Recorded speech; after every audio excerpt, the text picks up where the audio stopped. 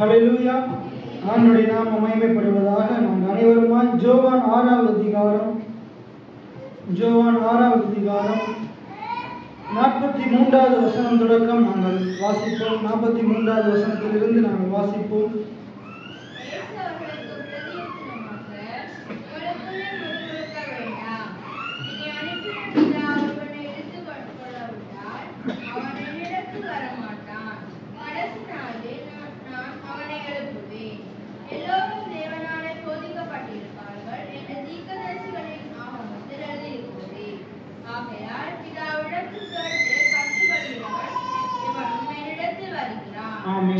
நாங்கள் இந்த நாளில் இருந்து நாங்கள் பார்க்க போகிறோம் தேவனுடைய சுவிசேஷம். இதைத்தான் நான் செவ்வாய்க்கிழமை பைபிள் ஸ்டடியிலேயே நாங்கள் பார்த்து வருகிறோம்.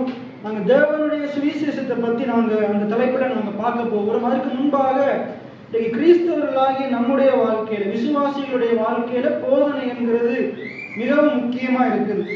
ஆண்டுடைய வார்த்தையில் சொல்லுது, நீதிமொழிகள் 5:12-13 நாங்கள் எடுத்து வாசிக்கும் போது அதில் சொல்லப்படுகிறது, ஐயோ போதகத்தை நான் வெறுத்தேனே, கடிந்து கொள்ளுதலை என் மனம் அலட்சியம் பண்ணினதே, என் போதகரின் சொல்லை நான் கேளாமலும் எனக்கு உபதேசம் பண்ணினவர்களுக்கு என் செவியை சாயாமலும் போனேனே. வேதம் முழுவதும் இந்த போதனைகளை குறித்து மிகுந்த காரியங்கள் அது சொல்லுது. இன்னைக்கு ஒவ்வொரு விசுவாசியுடைய வாழ்க்கையில், ஆவிக்குரிய வாழ்க்கையில வளர்ச்சி அடைகிறதுக்கு போதனை மிகவும் முக்கியமாக இருக்குது. சபையிலேயே போதனை மிக முக்கியம். நாங்கள் சபை சார்ந்த கூட்டங்கள் எங்கே வைத்தாலும் அந்த இடத்துல போதிக்கப்படுகிற போதனைகள் மிக முக்கியமாக இருக்குது. ஒரு போதகரோ ஒரு ஊழியக்காரனோ போதனை செய்யும் போது விசுவாசிகள் அதை அவதானிக்கிறது. ஒரு போதகர் கூட போதனைகளை கேட்கிறது மிக முக்கியம். போதகர் வெறுமனை போதிக்கிறவராக இருக்கக்கூடாது, அவரும் போதனைகளை கேட்கிறவர்களா இருக்கணும். இந்த இடத்துல இருக்கிற நீங்க ஒவ்வொருத்தரும், சிறியோர் முதல் பெரியவர் வரைக்கும், நீங்க போதனைகளை தொடர்ந்து கேட்கிற, பிரசங்கங்களை தொடர்ந்து கேட்கிற பழக்கம் உங்களுக்கு இல்லாட்டி நாளுக்கு நாள் உங்களுடைய வாழ்க்கையில நீங்க தேவனை விட்டு பிரிந்து போகிறவங்களா காணப்படுவீங்க. கடைசி எபிரேயர்ல சொல்லப்படுகிறது 10ஆம் அதிகாரத்துல, ஆண்டவரை விட்டு நீங்க வழி விலகி போகிறவங்களா நீங்க காணப்படுவீங்க. ஆகையினால இந்த சபை வளரணுமா இருந்தா, உங்களுடைய வாழ்க்கையில நீங்க எல்லா பகுதியிலையும் நீங்க வளரணுமா இருந்தா, ஒருவேளை இன்றைக்கு நீங்க குறைவோடு இருக்கலாம், பலவிதமான காரியத்துல சிறைப்பட்டு ஏதோ ஒரு பாவ காரியங்களுக்கு அடிமையா இருக்கலாம். ஆனா அப்படி இருந்தாலும் நீங்க தொடர்ந்து நீங்க போதனைகளை கேட்கிறது உங்களோட பழக்கமாக்கும். நீங்க உங்களோட எல்லாரோட கருத்துல என்ன இருக்குது? போன் இருக்குது, பெரிய பெரிய போன்கள் இருக்குது, வீட்டுல டிவி இருக்குது. இன்னைக்கு நம்ம இவ்வளவோ காரியங்களை கேட்கிறோம், இவ்வளவோ காரியங்களை நியூஸ்களை கேட்கிறோம், சினிமா காரியங்களை பார்க்கிறோம், ஜோக்குகளை பார்க்கிறோம். நான் என்ன சொல்றேன்னா, அதெல்லாம் பார்க்காதீங்கன்னு சொன்னாலும் நீங்க பார்க்க தான் போறீங்க. அதெல்லாம் பார்க்க வேணாம்னு சொல்லலை. நீங்க அதுக்கு கொடுக்குற நேரத்துல ஆண்டவருக்குரிய நேரம் ஒன்றை நியமிச்சு அதுக்கு நீங்க தொடர்ந்து என்ன செய்யுங்க. எப்படி நீங்க தொடர்ந்து தவற விடாம சில நாடகங்களை, சினிமா காரியங்களை, இசை நிகழ்ச்சிகளை பார்க்கறதுக்கு நேரத்தை செலவழிக்கிறீங்களோ, நீங்க ஆண்டவருடைய காரியங்களுக்கும் உங்களுடைய நேரத்தை நீங்க செலவழிக்கணும். இன்னைக்கு நிறைய பேரால் என்ன செய்ய முடியல, இந்த கூட்டங்கள்ல கலந்து கொள்ள முடியல, ஞாயிற்றுக்கிழமை ஒழுங்கா வர முடியல. இப்படி ஆண்டவரை விட்டு பல காரணங்களினால தூரமா இருக்கிறதுனால, ஏன்னா இன்னைக்கு நிறைய வாலிபர்கள் கூட சர்ச்சுக்கு வந்தாலும் பைபிளை திறக்கிறது இல்லை. ஏன்னா அங்கிருந்து போனை பார்த்து கொண்டிருக்கிறாங்க. தயவு செய்து சர்ச்சுக்கு வார்த்தை நேரத்தில் யாரும் என்ன செய்ய தேவையில்லை, போனை பார்க்க வேண்டாம். நீங்க பைபிளை கொண்டு வாங்க, நீங்க பைபிளை என்ன செய்யுங்க, கொண்டு வாங்க. போனை பார்த்து கொண்டிருக்க வேணாம். ஏன்னா இங்க இருந்து பாஸ்டரோ உங்களுக்கு பக்கத்தில் இருக்கிற ஆட்களோ இந்த போனை பார்க்குறீங்க, எடுத்தாங்க வைங்கன்னு சொல்ற அளவுக்கு நீங்க இருக்காதீங்க. மற்றாக்கள் உங்களை நோன்ற அளவுக்கு நீங்க இருக்க வேண்டாம். தயவு செய்து நீங்க மற்றாக்கள் உங்களை நோன்ற அளவுக்கு கண்டிக்கிற அளவுக்கு நீங்க விட வேணாம். நீங்க எல்லாரும் ஞானம் உள்ளவர்கள், ஞானமா அந்த காரியங்களை நீங்க செய்யுங்க. போதனை மிகவும் முக்கியம். நீங்க கேட்கிற போதனை மிகவும் முக்கியம். என்னுடைய வாழ்க்கையிலையும் சர்ச்சுக்கு போனதுனால நான் ரசிக்கப்படலை. ஒரு போதகரோட குடும்பத்துல பிறந்ததால ரசிக்கப்படலை, ஒரு விசுவாச குடும்பத்துல பிறந்ததால ரசிக்கப்படலை, பாட்டி படிச்சதால ரசிக்கப்படலை, சத்தியத்தை அறிந்து கொண்டதுனாலதான் ரட்சிக்கப்பட்டேன். எத்தனை பேர் ஆமீன் சொல்றீங்க? வேத வசனம் சொல்றது, சத்தியத்தையும் அறிவீர்கள், சத்தியம் உங்களை விடுதலை ஆகும். நீங்க எல்லாரும் சேர்ச்சுக்கு இப்படி கொண்டிருக்கிறதால ரட்சிக்கப்பட போறது இல்லை. உங்களுடைய சூழ்நிலைகள் மாற போறது கிடையாது. ஏன்னா நான் போதிக்கிறதுனால, நீங்க கேட்கறதுனால மட்டும் நீங்க ரட்சிக்கப்பட போறது கிடையாது. ஆனா யார் யார், எபிரேயர் 4ஆம் அதிகாரம் சொல்லுது, நீங்க கேட்கிற போதனைகளை யார் யார் விசுவாசத்தோடு கேட்கிறீங்களோ, இந்த போதனை என்றாலும் ஒரு நாள் என்னுடைய வாழ்க்கையில பெரிய மாற்றத்தை ஏற்படுத்தும். எத்தனை பேர் விசுவாசிக்கிறீங்க? இன்றைக்கு நான் கேட்கிற இந்த வார்த்தை ஒவ்வொரு கிழமையும் நான் கேட்கிற வார்த்தை, ஒவ்வொரு செவ்வாய்க்கிழமையும் நான் கேட்கிற வார்த்தை, வீட்டுல நான் டிவியில கேட்கிற ஆண்டுடைய வார்த்தைகள், அது எனக்கு பயனுள்ளதா அமையும், அது எனக்கு பிரயோஜனம் உள்ளதா அமையும். எத்தனை பேர் ஆமேன்னு சொல்றீங்க? அந்த நம்பிக்கையோட விசுவாசத்தோட என்ன செய்யணும்? போதனைகளை கேட்கிறவர்களா இருக்கும். வாலிபர்களும் அதிகமா போதனையை கேட்கணும். ஏன்னா சினிமாவா இருந்து பார்க்கறதுக்கு நேரத்தை கொடுக்கறத காட்டிலும், தேவையில்லாத சட்டுகளை பண்றதுக்கு நேரத்தை கொடுக்கறத காட்டிலும், ஆண்டுடைய வார்த்தையை கேட்கறதுக்கு அதிகமான நேரத்தை நம்ம கொடுக்கிறவங்களா இருப்போம். ரைட், இந்த வசனத்தை நாங்க வாசிப்போம். இயேசு அவர்களுக்கு பிரதியுத்தரமாக, உங்களுக்குள்ளே முறுமுறுக்க வேண்டாம். ஆண்டவர் என்ன சொல்றார்? உங்களுக்குள்ளே முறுமுறுக்க வேண்டாம். அந்த மேல சம்பவத்தை நீங்க வாசிச்சீங்கன்னா, இயேசுவை குறிச்சு அவங்க என்ன செய்யறாங்க? முறுமுறுக்கிறாங்க. அங்க 40வது வசனத்துல சொல்லப்படுது, குமாரனை கண்டு அவரிடத்தில் விசுவாசமா இருக்கிறவன் எவனோ அவன் நித்திய ஜீவன் அடைவதும் நான் அவனை கடைசி நாளில் எழுப்புவதும், அங்க சொல்றாரு, என்னை அனுப்பினவருடைய சித்தமா இருக்கிறது. அதை சொல்லிட்டு சொல்றாரு. அங்க நிறைய பேர் என்ன செய்யறாங்க? இதை சொன்ன உடனே, நீர் யோசேப்பின் குமாரன் அல்லவா, என்ன நாங்க எதுக்கு உங்களுடைய போதனைகளை கேட்கணும்? எதுக்கு நாங்க உண்மையை விசுவாசிக்கணும்? உங்களுடைய வார்த்தையை நாங்க ஏன் விசுவாசிக்கணும்? இயேசு அவர்கள் சமுதாயத்துல பிறந்ததுனால, அதனாலதான் பைபிள் சொல்லுது, அந்த சமுதாயத்துல பிறந்த தீர்க்கதரிசி அந்த சமுதாய மக்களினால ஏற்றுக்கொள்ளப்பட மாட்டான். இன்னைக்கு நம்முடைய சபையிலிருந்து ஒரு ஊழியக்காரர் எழும்பிட்டா நம்முடைய ஜனங்கள் மதிக்க மாட்டாங்க, மதிக்கிறது கிடையாது. அதனாலதான் ஆண்டவர் அந்த ஊழியக்காரன் வேறு இடத்துல பயன்படுத்துறாரு. இந்த இடத்துல மதிக்காததுனால இன்னைக்கு நீங்க எந்த அளவு ஊழியக்காரர்களை மதிக்கிறீங்க? இந்த சபையில ஆராதனை வழி நடத்துகிற வாலிபர்களை எத்தனை பேர் மதிக்கிறீங்க? அவர்களுக்கு ஒரு மரியாதையை கொடுக்குறீங்க. நம்ம அவர்களை வழியும் பண்ணும் போது, மதிக்கும் போதுதான் அவர்களூடாக புறப்பட்டு வருகிற தேவனுடைய வார்த்தை நம்முடைய வாழ்க்கையில பிரயோஜனம் உள்ளதா இருக்கும். எத்தனை பேர் ஆமேன்னு சொல்றீங்க?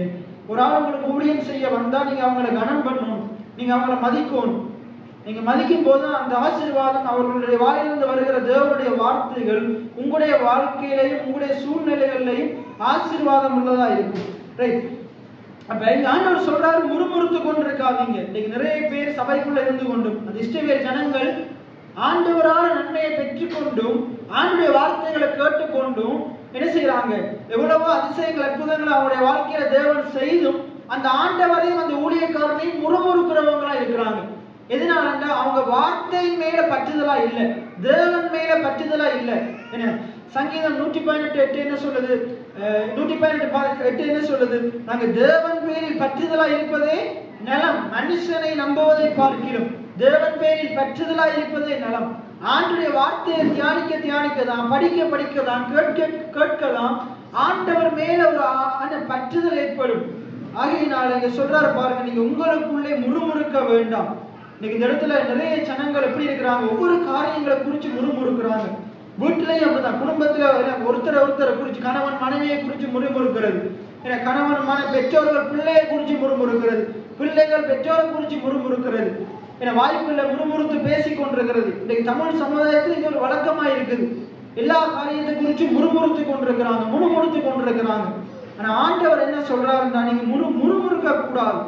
நீங்க எனக்கு சொல்றது பாருங்க, இயேசு அவர்களுக்கு பிரதியுத்தரமாக, உங்களுக்குள்ளே முறுமுறுக்க வேண்டாம். என்னை அனுப்பின பிதா ஒருவனை இழுத்து கொள்ளாவிட்டால் அவன் என்னிடத்தில் வரமாட்டான். எத்தனை பேர் ஆமேன்னு சொல்றீங்க? ஆண்டவர் உங்களை அழைத்திருக்கலாட்டி, ஆண்டவர் உங்களை இழுத்து கொண்டிருக்கலாட்டி இன்னைக்கு நீங்க இந்த இடத்துல வந்திருக்க மாட்டீங்க.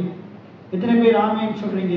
அதே போல ஆண்டுடைய போதனைகளை கேட்கறதுக்கும் ஆண்டவர் உங்களுக்கு என்ன செய்வாரு? நீங்க ஒருவேளை நிறைய பேருக்கு பினகாஸ் நீங்க சொல்றது நல்லா தான் இருக்கு, ஆனா எனக்கு பிரசங்கத்தை கேட்கும் போது என்ன வந்துருது? கேட்கறது உட்காரும் போதே தூக்கம் எங்கிருந்து வருதோ தெரியல. இப்ப ஜோக்கு சினிமா பார்க்கும் போதெல்லாம் தூக்கமே வருது இல்லை. ஆனா ஆண்டுடைய வார்த்தையை கேட்கும் போது இந்த தூக்கம் எங்கிருந்து வருதோ தெரியல, தூக்கம் எங்கிருந்து வருதோ தெரியல. அதே போல என்னது, அப்பதான் கோல் வருது, அப்பதான் வேலை வருது. இந்த வார்த்தையை கேட்கறதுக்கு பல விதமான தடைகள், என்னால என்ன செய்ய முடியல, இந்த வார்த்தையை கேட்கறதுக்கு நேரத்தை கொடுக்க முடியல. பல விதமான தடைகள் வந்து என்னுடைய சிந்தனையை மாத்திருது, எனக்கு என்ன செய்யலன்னு தெரியல. அதுக்குதான் நாங்க என்ன செய்யணும்? அதுக்கும் நம்மளுக்கு ஆண்டவருடைய உதவி தேவையா இருக்குது. எத்தனை பேர் ஆமேன்னு சொல்றீங்க? அங்க ஆண்டவர், நம்ம ஆண்டவர்கிட்ட சொல்லணும், ஆண்டவரே நீங்க என்னை இழுத்து கொள்ளுங்க, உங்களுடைய வார்த்தையை கேட்கறதுக்கு நேரத்தை கொடுக்கறதுக்கு எனக்கு உதவி செய்யுங்கன்னு சொல்லி நாங்க ஜெபம் பண்றவங்களா இருப்போம். எத்தனை பேர் ஆமேன்னு சொல்றீங்க? நிறைய பேர் நம்ம என்ன ஜெபம் பண்றோம்? ஆண்டவரே எனக்கு அதை தாங்க, இதை தாங்க, நல்ல கடன் பிரச்சனையை மாத்துங்க, எனக்கு இந்த வியாதியா இருக்கு, வியாதியை மாத்து. எத்தனை பேர் ஜெபம் பண்றீங்க, ஆண்டவரே உம்முடைய வார்த்தையை கேட்கும்படிக்கு என்னுடைய மனக்கண்களை திறந்துருங்க? எத்தனை பேர் அப்படி ஜெபம் பண்ணி இருக்கிறீங்க? ஆண்டவரே எனக்கு பிரகாசம் உள்ள மனக்கண்களை தாருங்க. சங்கீதத்துல தாவீது ராஜா ஜெபம் பண்றார், உம்முடைய வேதத்தில் உள்ள அதிசயங்களை பார்க்கும்படி என் கண்களை திறந்திரணும். 119ஆம் சங்கீதத்தில் இருக்குது, உம்முடைய வேதத்தில் இருக்கிற ரகசியங்களை, அதிசயங்களை. இந்த வேத புஸ்தகத்துல என்ன இருக்குதாம்? ரகசியங்கள் இருக்குதாம், மறைபொருட்கள் இருக்குதாம், அதிசயமான காரியங்கள் இருக்குதாம். உங்களுடைய வாழ்க்கைக்கு தேவையான அதிசயங்கள், அற்புதங்கள் ஊழியக்காரனிடத்துல இல்லை. ஏன்னா ஊழியக்காரனிடத்துல இல்லை, தீர்க்கதரிசிகள் இடத்துல இல்லை. உங்களுடைய வாழ்க்கைக்கு தேவையான அதிசயங்கள், அற்புதங்கள் இந்த வேத புத்தகத்துல தான் இருக்குது. எத்தனை பேர் ஆமேன்னு சொல்றீங்க? இப்ப இந்த வேதத்தை எடுத்து நாங்க தியானிக்க நாங்க என்ன செய்ய முடியும்?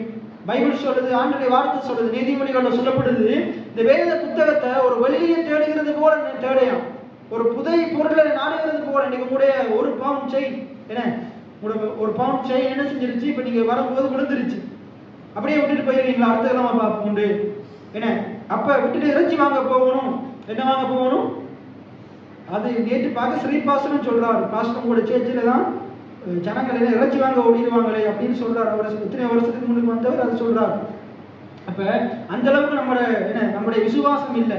நம்முடைய இந்த இறைச்சி வாங்குறது பிரசித்தமாயி இருக்குது, எங்க கொழும்பு வரைக்கும் பிரசித்தமாயி இருக்குது.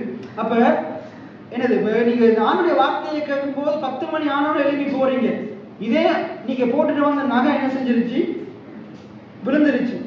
இறைச்சி வாங்கணும் அதை விட்டுட்டு போவீங்களா? எத்தனை பேர் போவீங்க? ஆமேன்னு சொல்ல பார்ப்போம். யாருமே அது கிடைக்கும், இறைச்சி இன்றைக்கு இல்லாட்டி பரவாயில்ல, அந்த நகையை எடுத்து அது எடுக்கும் வரைக்கும் என்ன செய்வோம், இருந்து தேடி என்ன பாஸ்டர் அப்படி கடைசி வரைக்கும் 6 மணி ஆகி தேடி கிடைக்கிறாரு பாஸ்டர் சொல்லிட்டு போவோம். பாஸ்டர் கவனமா எடுத்து என்ன செய்யுங்க, எடுத்து வைங்க, நான் வந்து வாங்குறேன், கோலடிங்க அப்படின்னு சொல்லுவோம். எத்தனை பேர் இந்த வார்த்தைக்கு அப்படி முக்கியத்துவத்தை கொடுக்குறீங்க? பைபிள் சொல்லுது, நீ வெள்ளியை போல நாடு, புதையலை தேடுகிறது போல தேடுன்னு ஆண்டுடைய வார்த்தை சொல்லுது. எத்தனை பேர் ஆமேன்னு சொல்லுங்க? ஆண்டுடைய வார்த்தைக்கு நீங்க முக்கியத்துவம் கொடுக்கலாட்டி, நீங்களா இருக்கலாம், நானா இருக்கலாம், நான் என்னுடைய ஊழிய காலத்துல இனி வரப்போற நாட்களில் இந்த வார்த்தைக்கு முக்கியத்துவம் கொடுக்காம எதுக்கு முக்கியத்துவம் கொடுத்தாலும் என்னுடைய தனிப்பட்ட வாழ்க்கையும் மாறாது, குடும்ப வாழ்க்கையும் மாறாது, ஊழியத்திலேயே என்னால் வெற்றி அடைய முடியாது. ஒரு வெற்றியுள்ள கிறிஸ்தவ வாழ்க்கை வாழணுமா இருந்தா, யோசுவா 1:8 என்ன சொல்லுது? இந்த நியாயப்பிரமாண புஸ்தகம் இந்த பைபிளை விட்டு பிரியாது இருப்பதாக, அது கபட்டுக்கு மேல் இருப்பதாக அப்படி சொல்லல. இந்த நியாயப்பிரமாண புஸ்தகம் உன்னுடைய வாயை விட்டு, எல்லாம் சொல்லுங்க, என்னுடைய வாயை விட்டு பிரியாது இருப்பதாக. அப்ப இதில் எழுதியிருக்கிறபடி எல்லாம் நாங்க நடக்க கவனமா இருக்கும்படிக்கு, முதலாவது நம்ம இதை நடக்கணுமா இருந்தா இதை படிக்கணும், இதுல தியானமா இருக்கணும். நிறைய வாலிபர்களே இதன்படி நடக்கிறாங்க இல்லைண்டா, அவங்க படிக்கிறதே இல்லை, என்ன சொல்லிக் கொடுக்கறதை கேட்கிறதே இல்லை. பெரியாக்களும் அப்படித்தான், கேட்கிறதே இல்லை. அப்ப இதுகளின்படி நடக்க கவனமா இருக்கும்படிக்கு இவைகளையே இவைகளையே தியானித்துக் கொண்டிருப்பாயாக. எத்தனை பேர் ஆமேன்னு சொல்றீங்க? இதை நம்ம செய்யும் போது, எதை செய்யும் போது, இந்த வார்த்தையை வாயிலையும் இருதயத்திலையும் வைக்கும் போது, இதை தியானிச்சு கொண்டே சொல்லிக்கொண்டே தியானிச்சு கொண்டே என்னன்னா அசை போட்டு கொண்டே இருக்கும் போது, இதையே சொல்லி புறுபுறுத்து கொண்டிருக்கும். நம்ம ஆக்கள் என்னத்தை புறுபுறுப்பாங்க? இப்ப நீங்க எல்லாம் சேர்ச்சி முடிஞ்சு விட்டு போறீங்க, போன உடனே என்ன செய்வாங்க, உங்களோட கணவன்மாரும் பிள்ளைகள் என்ன செய்வாங்க, டிவியை போட்டு ஹாயா டிவிக்கு முன்னுக்கு. அப்ப அம்மா வீட்டுக்குள்ள குசனிக்குள்ள இருந்து என்ன செய்வாங்க, அப்ப அவங்க அதான் அவங்க ஒரு வாயினால பேசுவாங்க, அதான் புறுபுறுக்கிறது. என்னத்தை பேசுவாங்க? இன்னைக்கு கேட்ட வசனத்தையா பேசுவாங்க? பாருங்க, வந்து இந்த காய்கறியை வெட்டி தராம, ஏன்னா இந்த மீனை அலசி தராம, இந்த இறைச்சி அலசி தராம போயிட்டு வந்த உடனே உடுப்பும் கரெக்டாம என்னது, இதுதான் புறுபுறுக்கிறது. அப்ப நம்ம பிள்ளை என்ன எங்க உட்காந்துட்டாங்க, டிவிக்கு முன்னுக்கு இப்படியே புறுபுறுத்து கொண்டிருப்பாங்க. பைபிள் சொல்றது, நீ வார்த்தையை புறுபுறுத்து கொண்டு. எத்தனை பேர் ஆமேன்னு சொல்றீங்க? உங்களுடைய குறைவுகள் இருக்கா, அந்த குறைவுகளை புறுபுறுத்து கொண்டிருக்காத. கடன் பிரச்சனை இருக்கா, ஐயோ நாளைக்கு இந்த லோன் வேற கட்டணுமே, இதை வேற கட்டணுமே, லீசிங் வேற கட்டணுமே, அதை புறுபுறுத்து கொண்டிருக்காத. அதுக்கு என்ன நடக்கணும் என்று சொல்லு. ஆண்டவரின் தேவைகள் யாவையும் சந்திப்பார் என்று சொல்லு. ஆண்டுடைய வார்த்தையை புறுபுறுத்து கொண்டு தியானித்துக் கொண்டிருப்பாங்க. அது அதையே பேசி கொண்டிருக்கிறது, அசை போட்டு கொண்டிருக்கிறது, அதையே வாயினால மெண்டு கொண்டிருக்கிறது. அப்ப போதனைகளை நீங்க கேட்கணும், இந்த போதனைகளை வாயினால சொல்லிக்கொண்டே இருக்கணும். எத்தனை பேர் ஆமேன்னு சொல்றீங்க? சரி, அப்ப இங்க சொல்லுது, உனக்குள்ளே முறுமுறுக்க வேண்டாம். என்னை அனுப்பின பிதா ஒருவனை இழுத்து கொள்ளாவிட்டால் அவன் என்னிடத்தில் வரமாட்டான், கடைசி நாளில் அவனை எழுப்புவேன். அங்க அடுத்த வசனம் சொல்லுது பாருங்க, எல்லாம் சொல்லுங்க, எல்லோரும் தேவனாலே போதிக்கப்பட்டிருப்பார்கள். தேவனால இழுக்கப்பட்டவர்களா நீங்க இருப்பீங்கண்டா, தேவன் உங்களை அழைத்திருப்பாரா இருந்தா. எத்தனை பேர் ஆமேன்னு சொல்றீங்க? நான் தேவனால் இழுக்கப்பட்டவன். எத்தனை பேர் ஆமேன்னு சொல்றீங்க? இந்த இடத்துல ஆண்டவர் தான் உங்களை கொண்டிருக்கிறார். இன்னைக்கு நீங்க ஏதோ வேற ஒரு சிலையை கும்பிடுறவங்களா இருந்திருக்கலாம், வேற மதங்கள் மார்க்கங்களை பின்பற்றுகிறவங்களா இருந்திருக்கலாம். நீங்க ரட்சிக்கப்பட்டதே ஒரு அதிசயமா இருக்குது. அது தேவனுடைய கிருபையா இருக்கு. தேவன் உங்கள் ஒவ்வொருவரையும் கிருபையா ரட்சித்திருக்கிறார். தேவன் உங்களை இழுத்து கொண்டிருக்கிறார். எத்தனை பேர் ஆமேன்னு சொல்றீங்க? தேவன் இழுத்துக் கொள்ளாவிட்டால், தேவனால இழுத்துக் கொள்ளப்பட்டவர்கள் தேவனால போதிக்கப்பட்டிருப்பார்கள். எத்தனை பேர் ஆமேன்னு சொல்றீங்க? நீங்க தேவனால் இழுத்துக் கொள்ளப்பட்டவர்களா இருப்பீங்களா இருந்தா நீங்க என்ன செய்வீங்க? ஆற்றுடைய போதனைகளை கேட்கறதுக்கு அதிக நேரத்தை கொடுப்பீங்க. இப்ப நாங்க செவ்வாய்க்கிழமை என்ன செய்திருக்கிறோம்? நேற்று பாஸ்டர் ஸ்ரீ பாஸ்டர் கதைக்கும் போது சொல்றாரு, நீங்க என்ன செய்யுங்க, ஜனங்கள் போதனையை கேட்கறது மிக முக்கியம். ஆகையினால ஆராதனையை 2 ஆராதனையா மாத்துங்க. ஞாயிற்றுக்கிழமை ஆராதனையை 2 ஆராதனையா மாத்துங்க. வருட ஆக்களை 2ஆ பிரிச்சு கவனமா வார்த்தையை கற்றுக் கொடுங்கன்னு சொன்னார். அப்ப நானும் நேற்று யோசிச்சுட்டு பஸ்ஸில் வரும்போது யோசிச்சுட்டே வந்தேன். ஏன்னா நிறைய பேர் எனக்கு காலம்புற வேலை என்ற காரணம் சொல்லி தான் சேர்ச்சுக்கு வராமல் இருக்கிறாங்க.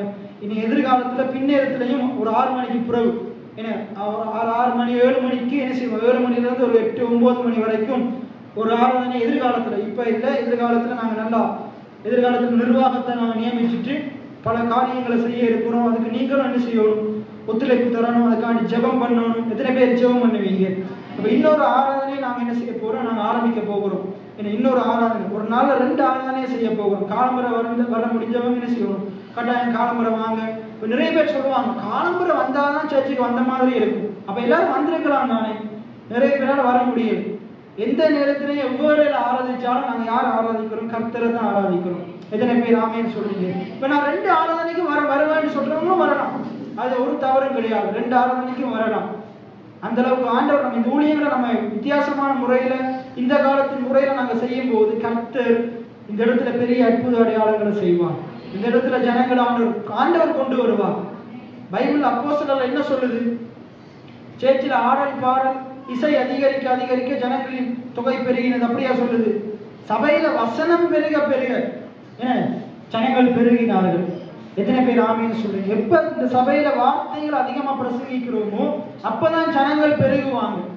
மற்ற எந்த காரியத்தை செய்தாலும் பெருக, ஜெபம் பண்ணினாலும் பெருக மாட்டாங்க. பைபிள் சொல்லுது, வேதத்தை கேளாதபடிக்கு, இந்த வார்த்தை இந்த வேத வசனங்கள் இந்த பிரசங்கங்களை கேளாதபடிக்கு, போதனைகளை கேளாதபடிக்கு தன் செவியை விளக்குகிறவனுடைய ஜெபம் அருவருப்பானது. நீ எவ்வளவு மணி நேரம் ஜெபம் பண்ணினாலும் பைபிள் வசனத்தை உனக்கு கேட்கலாட்டி, படிக்கலாட்டி, தியானிக்கலாட்டி ஒரு நாளும் உடைய ஜெபத்தை ஆண்டவர் கேட்கவே மாட்டார். மாறாக உடைய ஜெபத்தை ஆண்டவர் அருவருக்கிறார். பிரசங்கத்தை கேட்காம, வார்த்தையை கேட்காம நீ எவ்வளவு ஜெபம் பண்ணினாலும், நான் வீட்டுல போய் ஜெபம் பண்ணிக்கிறேன், எனக்கு வேலை இருக்குதுன்னு காணிக்க போட்டுட்டு எழுப்பி போறவனுடைய ஜெபம் எப்படிப்பட்டதான்? அருவருப்பானது. ஆண்டவரே நீ பாதுகாத்துட்டு ஆண்டவர் அருவருக்கிறார், அந்த ஜெபத்தை கேட்க மாட்டார். ஆண்டவரே இந்த கடன் பிரச்சனையை மாத்துங்கன்னா ஆண்டவர் அருவருக்கிறார், அந்த ஜெபத்தை கேட்க மாட்டார். ஆண்டவரே இந்த கையின் பிரயாசத்தை ஆசீர்வதிங்கிற வார்த்தையை கேட்காம நீ ஆண்டவர் என்ன செய்ய மாட்டாரு. அப்ப நம்ம கடைசியா நம்ம தசம பாகங்களை குடிச்சு பார்க்கும்போது பார்த்தோம், நம்ம காணிக்க கொடுக்கும் போது யாருக்கு கொடுக்கணுமா? வேதத்தை நமக்கு கற்றுக் கொடுக்கிறவங்களுக்கு தான் கொடுக்கணுமா? எத்தனை பேர் ஆமேன்னு சொல்றீங்க? நிறைய பேர் வேதத்தை கற்றுக் கொடுக்கும் போது சபையில் இருக்கிறதே கிடையாது, ஏன்னா வீட்டு கூட்டங்கள் இருக்கிறதே கிடையாது. மற்றது இன்னொன்று, எதிர்காலத்துல உதயபுரத்திலையும் வீட்டு கூட்டங்களுக்கு நான் டைம் டேபிள் போட போறேன். அது நீங்க இல்லைன்னு சொன்னாலும் அந்த இடத்துல இந்த கிழமை முழுக்க, இந்த மாசத்துல இந்த 4 கிழமைண்டா புதன்கிழமையா இருக்குமா இருந்தா, அந்த புதன்கிழமையில இப்ப குமாரி அக்கா வீட்டுல இருந்தா அது மாற்ற முடியாது, குமாரி அக்கா வீட்டுல தான் அது மாத்துறதா இருந்தா, நான் ஒரு மாசத்துக்கு அடுத்த மாசம் வீட்டு கூட்டம்டா நான் போன மாசமே என்ன செய்திருவேன், இந்த மாசமே என்ன செய்திருவேன். 8ஆம் மாசம் வீட்டு கூட்டம்டா 7ஆம் மாசமே நாங்க டைம் டேபிள் எதிர்காலத்துல நோட்டீஸ் போட்டு வாங்குவோம், அந்த நோட்டீஸ் போட்டு ஒட்டிடுவேன். 8ஆம் மாசம் முதல் கிழமை யாரோட வீட்டுல வீட்டு கூட்டம்? குமாரி அக்கா வீட்டுல வீட்டு கூட்டம் மட்டும் அவங்களால அதை மாற்ற முடியாது. அதே போல இன்னொரு ஆக்கள் விட்ட வீட்டு கூட்டம் வேண்டாம், யாரு விநாயகரன் வீட்டை வீட்டு 2ஆம் கிழமை வீட்டு கூட்டம் வேண்டாம், அங்கதான் புதன்கிழமை என்ன செய்யும், 6 வர்றாங்களோ வரலையே அது நடக்கும். என்ன அப்ப எதிர்காலத்துல இந்த வீட்டு கூட்டங்கள் செய்யற இதுவும் அங்க நாங்க ஒப்புவிக்கணும். அதே போல விசிட்டிங்கும் வருவோம், பாஸ்டர் விசிட்டிங் வருவாரு, எதிர்காலத்துல நானும் என்ன செய்வோம், விசிட்டிங்கும் என்ன செய்வோம் வருவோம். அப்ப இந்த ஊழியங்களும் தொடர்ந்து நடைபெறும். அப்ப நீங்க எல்லாரும் என்ன செய்யணும், இந்த ஊழியத்துல என்ன செய்யணும், கடந்த காலத்துல இருந்தது போல கொஞ்ச நாள் செஞ்சுட்டு என்ன அது விடுற மாதிரி இல்லாம நீங்க எல்லாரும் உங்களுடைய ஒத்துழைப்பை தரும்போது ஆண்டவர் இந்த ஊழியத்துல இன்னும் மென்மேலும் இந்த ஊழியத்தை உயர்த்துவார். எத்தனை பேர் ஆமேன்னு சொல்றீங்க? ஆகையினால ஒருவேளை சில குறைகள் இருக்கலாம். அந்த குறைகளை காய்ச்சி கொண்டு இருக்காம என்ன செய்யுங்க, அந்த குறைகளுக்கு ஆவணி ஜெபம் பண்ணுங்க. ஏன்னா இந்த ஊழியத்துல ஒருவேளை இல்லையோ பாஸ்டர்லையோ நாங்க செய்கிற முறையிலேயே ஏதாச்சும் குறை இருக்கலாம். நீங்க ஜெபம் பண்ணுங்க. முடியுமா இருந்தா எங்களுக்கு என்ன செய்யுங்க, அன்பான முறையில இதை எப்படி சரி செய்து கொள்ளுங்க நீங்க சொல்லும் போது அதை நாங்க சரி செய்து கொண்டு முன்னோக்கி செல்லலாம். அதை விட்டுட்டு குறை காய்ச்சி கொண்டிருக்கிறதுனால முறுமுறுத்து கொண்டிருக்கிறதுனால எந்த ஒரு பிரயோசனமும் என்ன செய்ய போறது இல்லை, இருக்க போறதே இல்லை. ஏன்னா இப்ப நம்ம அடுத்த கிழமை நல்லா கலந்து ஆலோசித்துட்டு நாங்கள் அடுத்த மாதத்திலிருந்து சில காரியங்களை நாங்கள் செய்ய நினைச்சிருக்கிறோம். அதே போல வாலிபர்களுக்கு என்று அந்த கூட்டங்களையும் தொடங்க இருக்கிறோம். இதையா ஆரம்பித்து கொஞ்ச நாள் போற மாதிரி இல்லாம தொடர்ந்து போகிற மாதிரி நன்றா ஜெபம் பண்ணி ஆயத்தப்படுத்தி இந்த காரியங்களை செய்ய இருக்கிறோம். நீங்களும் தொடர்ந்து என்ன செய்யுங்க, இந்த ஊழியங்களுக்காக ஜெபம் பண்ணுங்க. ஆண்டவர் பெரிய காரியங்களை செய்வார். ஏனென்றால் இதெல்லாம் முக்கியம். இந்த காரியங்கள் எல்லாம் விஷயத்துல செய்யணுமான்றா ஜனங்கள் சத்தியத்தை அறிந்து கொள்ளும், ஜனங்கள் சத்தியத்துல நடக்கும். எத்தனை பேர் ஆமேன்னு சொல்றீங்க? எல்லாம் சொல்லுங்க. சத்தியத்தை அறிந்து கொள்ள வேண்டும், சத்தியத்தின்படி நடக்க வேண்டும். எத்தனை பேர் ஆமேன்னு சொல்றீங்க? சரி, அப்ப இங்க சொல்லுது பாருங்க, தேவன் இழுத்து கொண்டிருந்தா அந்த இழுத்து கொண்ட ஜனங்களுக்கு தேவன் போதிப்பார். தேவனால் அழைக்கப்பட்டவர்கள் என்ன செய்வாங்க, தேவனுடைய போதனைகளை கேட்பாங்க. நீங்க எத்தனை பேர் தேவனால் இழுத்துக் கொள்ளப்பட்டவர்களா இருக்கிறீங்க? அப்ப உங்களுக்கு ஒரு வழக்கம் இருக்கணும், பழக்கம் இருக்கணும். ஆண்டவருடைய வார்த்தைகள் கேட்கிற பழக்கம் இருக்கும், ஆண்டவருடைய வார்த்தையை கேட்கிற பழக்கம் இருக்கும். ஏன்னா ஒவ்வொரு ஞாயிற்றுக்கிழமையும் தவறான சேர்ச்சுக்கு வர்றது முக்கியம். ஏன்னா ஆராதனை 7:30 எத்தனை மணிக்கு வரணும்? 8:10 வரணும். இல்ல 7:30 முன்னுக்கு நீங்க 7:29 எல்லாம் என்ன செய்யணும், இந்த ஆலயத்துக்குள்ள வந்துடும்.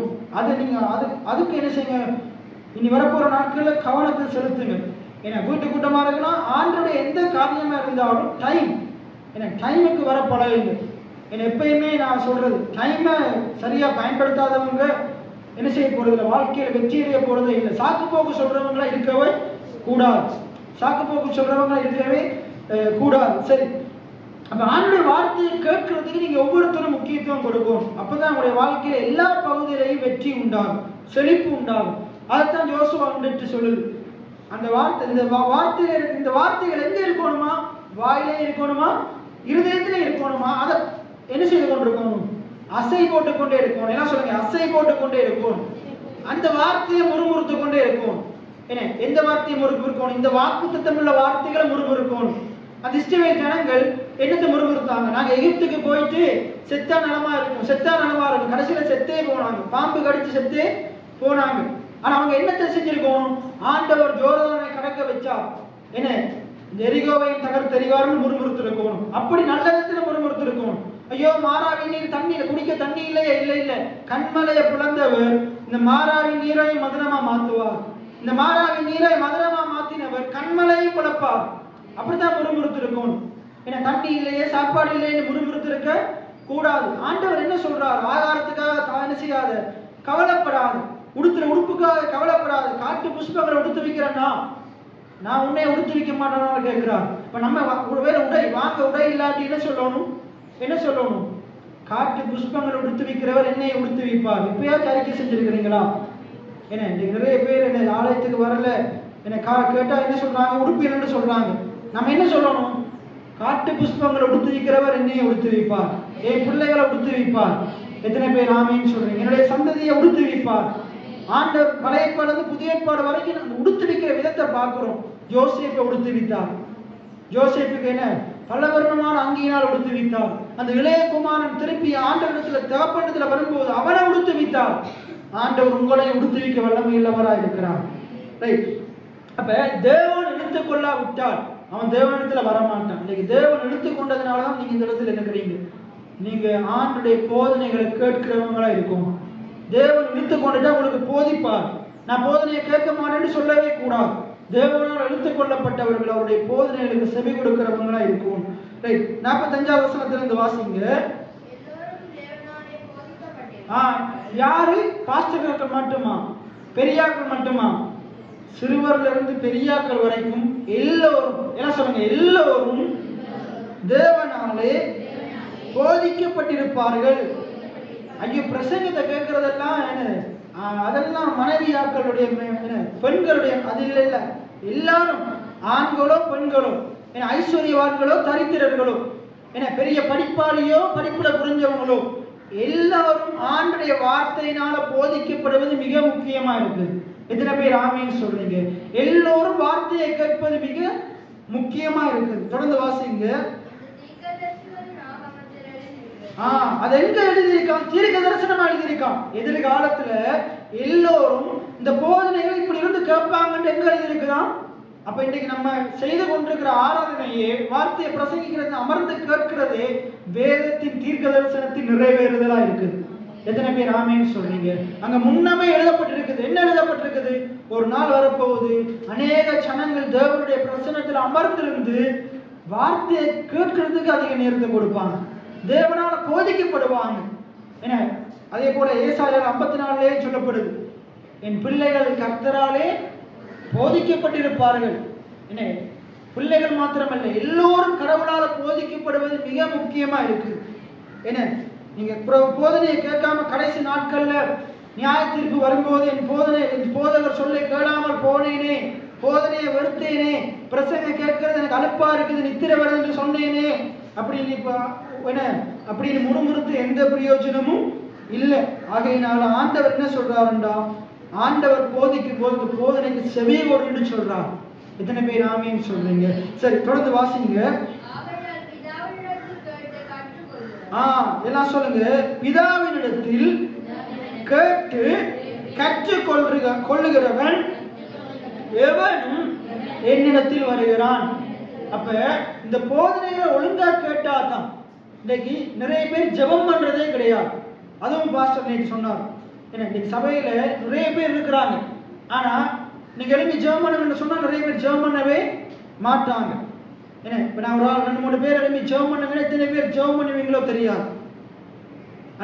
ஆனா அவங்கள பத்தி சொல்லுங்க, இவங்களை பத்தி சொல்லுங்கண்டா என்ன அது பந்தியா நமக்கு தெரியும்.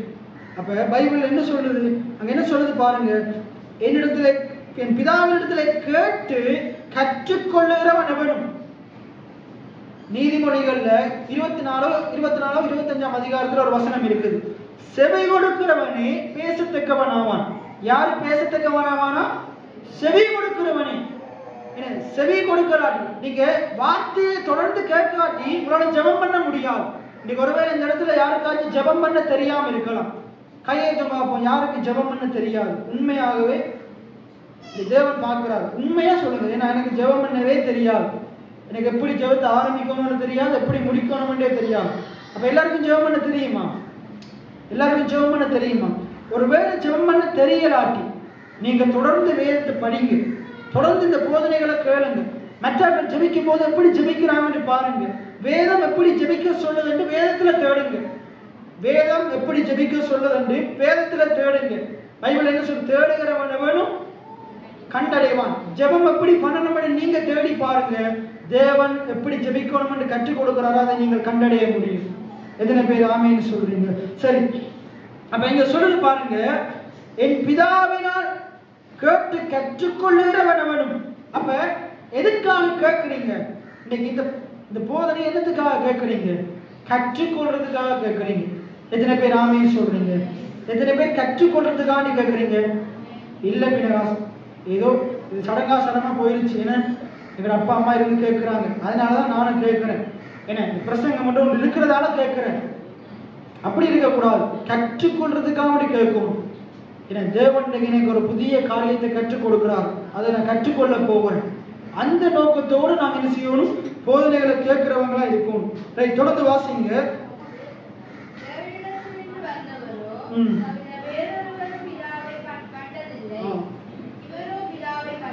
தேவனிடத்திலிருந்து வந்தவர் யாரு? வார்த்தையானவர், இயேசு கிறிஸ்து. என்ன அவர் பைபிள் சொல்லுது, மேல நீங்க வாசிங்கன்னா, நானே வானத்திலிருந்து இறங்கின ஜீவ அப்பமா இருக்கிறேன், ஜீவ அப்பம் நானே என்று ஆண்டவர் சொல்றார். அப்ப அந்த ஜீவ அப்பமாகி இயேசு கிறிஸ்துவானவர் அவர் பிதாவை கண்டிருக்கிறார், அவர் பிதாவை அறிந்திருக்கிறார், பிதாவின் சித்தத்தை அறிந்திருக்கிறார். அதனாலதான் பிதாவின் சித்தத்தை அறியணுமா இருந்தா அவர் எழுதின இந்த வார்த்தையை நாங்க படிக்க வேண்டும். தொடர்ந்து வாசிங்க.